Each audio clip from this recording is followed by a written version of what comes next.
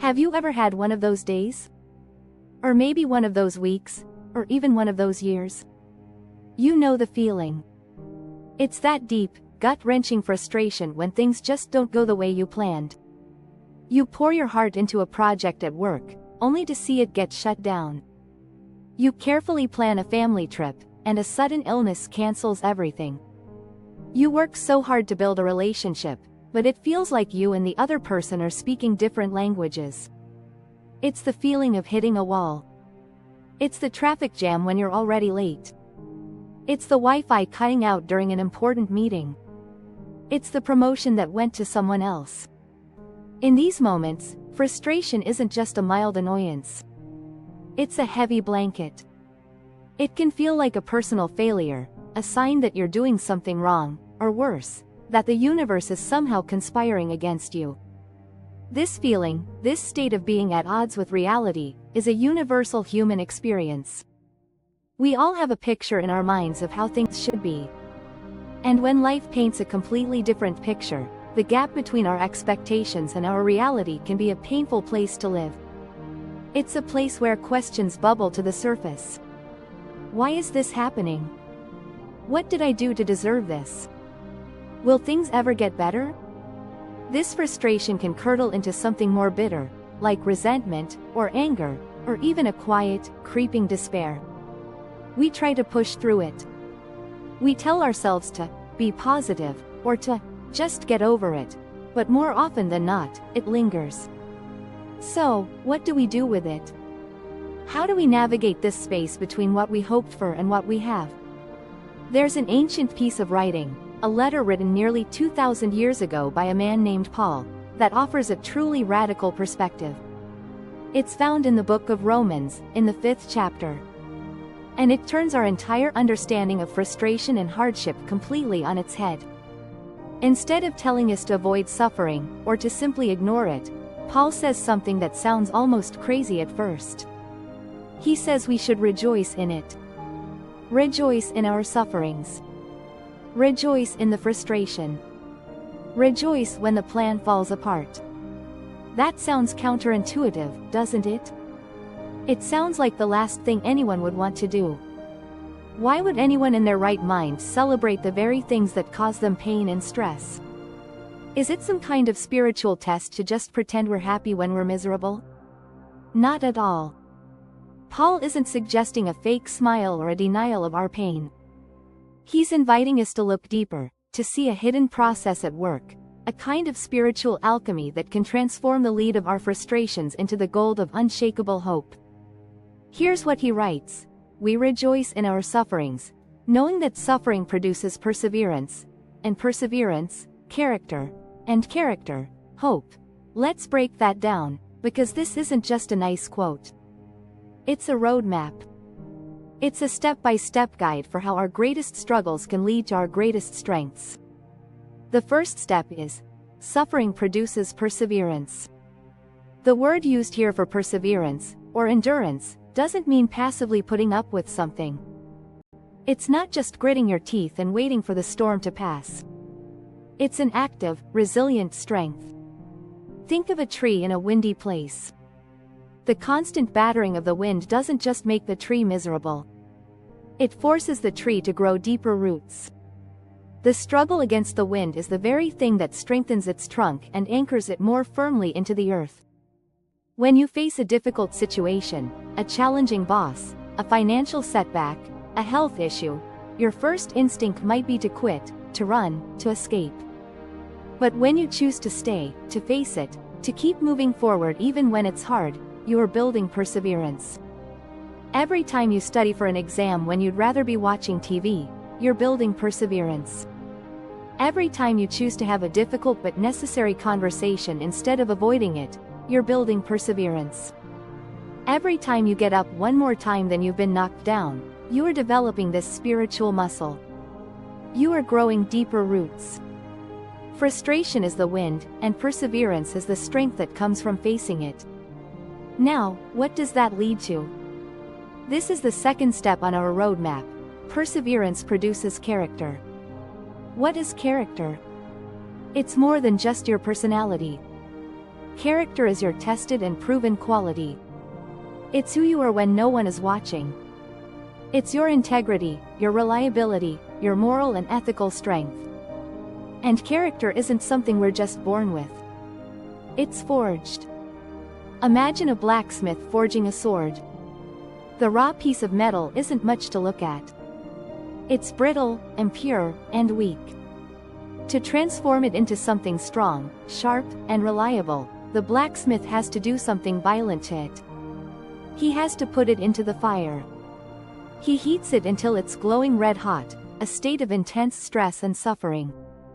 Then, he puts it on the anvil and hammers it. He beats it, shapes it, and pushes it to its limits. Then he plunges it into water, a sudden shock. And he repeats this process, over and over again. The fire, the hammer, the water, it all looks like destruction. But it's actually a process of purification and strengthening. The intense heat burns away the impurities. The hammering aligns the structure of the steel, making it incredibly strong. Our lives are a lot like that piece of metal. The frustrations, the setbacks, the long seasons of waiting, these are the fire and the hammer. When we persevere through them, our impurities get burned away. Our impatience, our pride, our need for control, our selfish desires. In their place, something new is formed. Patience is formed. Humility is formed.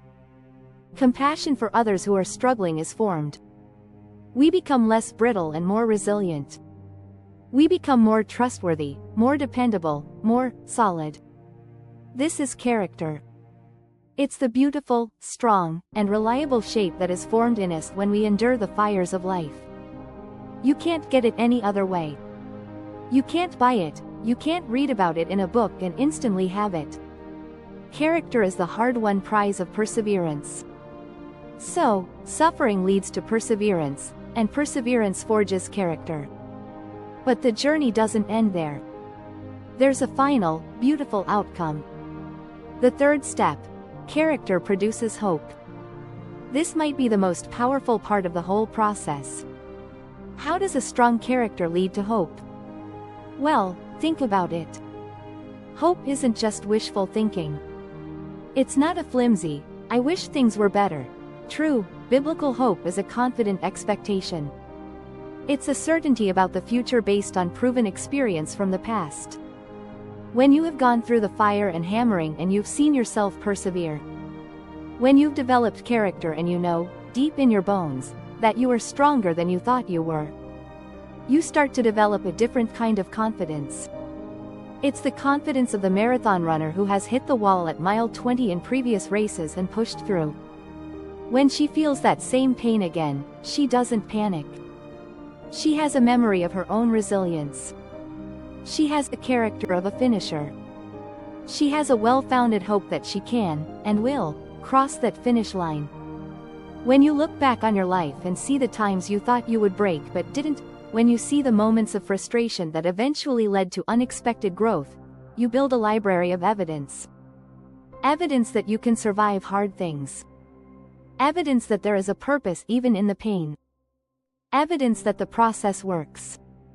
This history of your own resilience, of God's faithfulness through it all, becomes the foundation for your hope. So the next time a storm comes, the next time the plan falls apart, the next time you are overwhelmed with frustration, you still feel the pain, yes. But underneath it, there's a quiet, steady voice of character saying, I've been here before.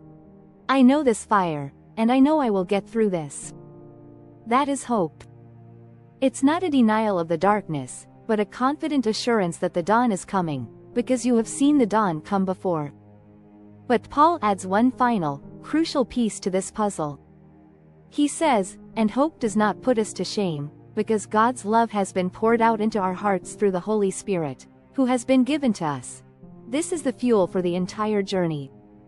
This isn't about pulling yourself up by your own bootstraps. It's not a self-help formula for becoming a better person through sheer willpower. The entire process, from suffering to perseverance, to character, to hope, is drenched in the love of God. It's His love that gives us the strength to persevere in the first place. It's His hand that is shaping us on the anvil, not to harm us, but to make us into something beautiful and strong.